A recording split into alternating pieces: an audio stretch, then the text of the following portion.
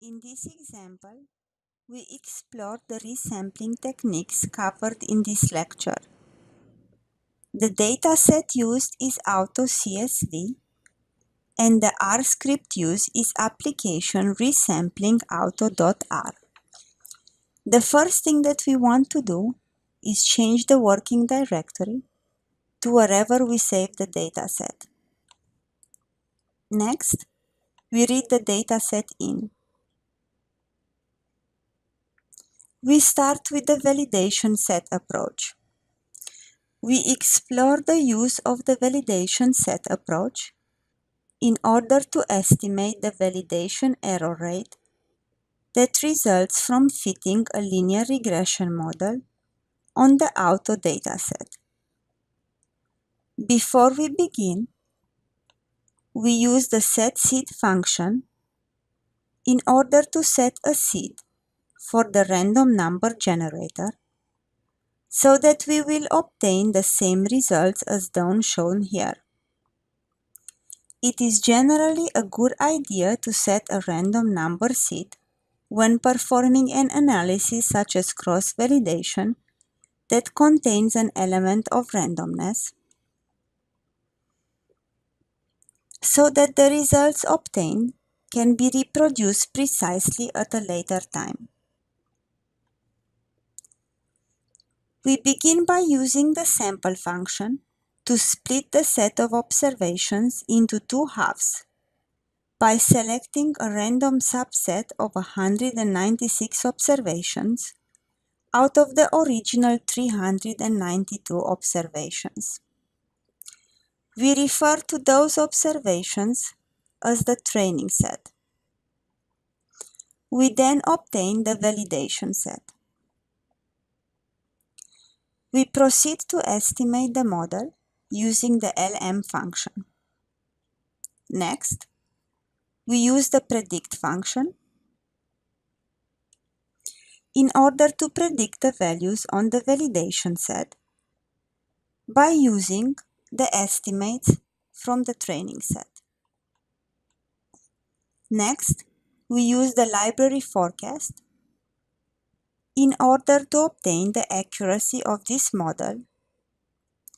We find the predicted values again, and then we use the function accuracy, and we obtain a root mean squared error of 4.82. Next, if we choose a different training set, we will obtain somewhat different errors in the validation set.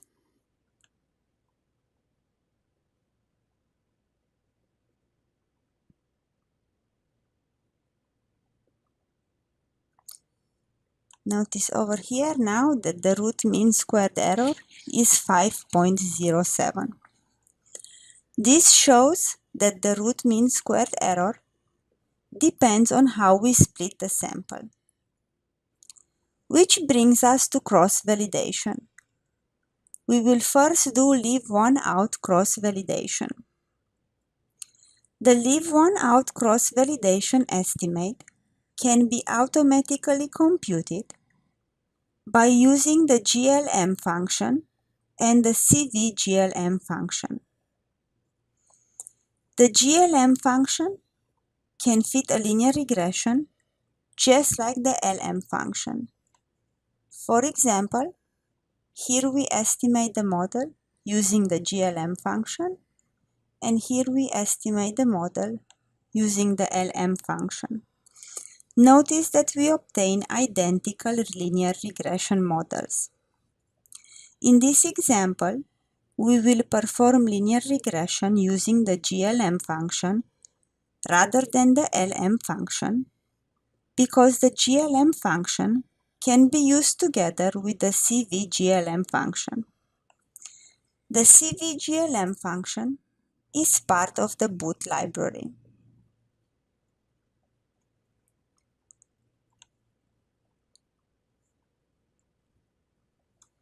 The CVGLM function produces a list with several components.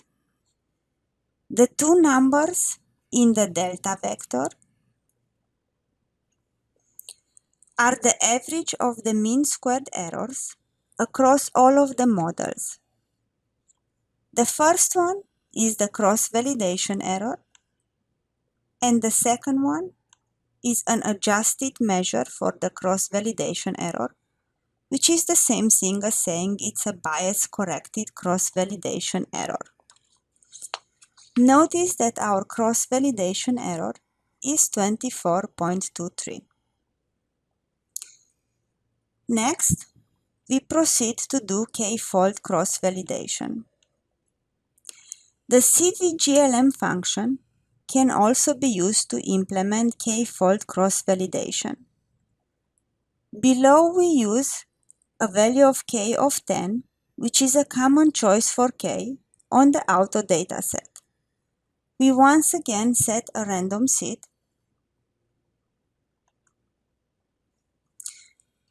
We obtain a cross-validation of 24.27.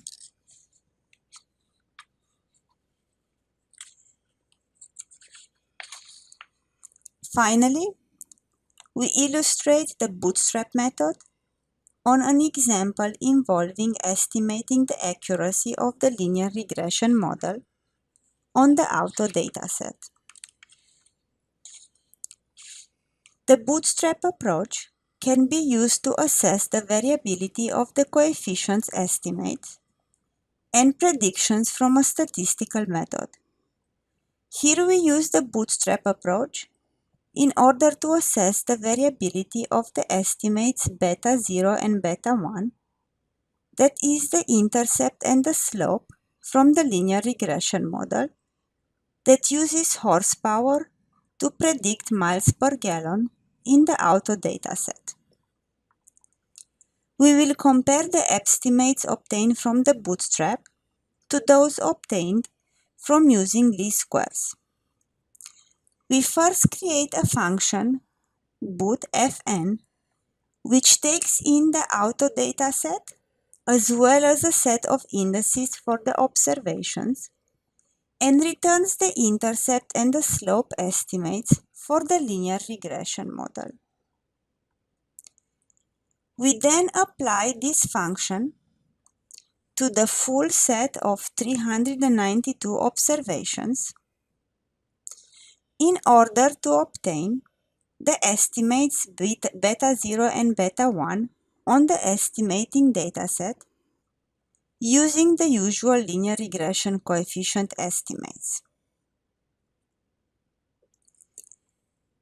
The bootfn function can also be used in order to create bootstrap estimates for the intercept and the slope by randomly selecting from the among observations with replacement. Here we give two examples. Here is the first one and here is the second one. Notice that the estimates are different.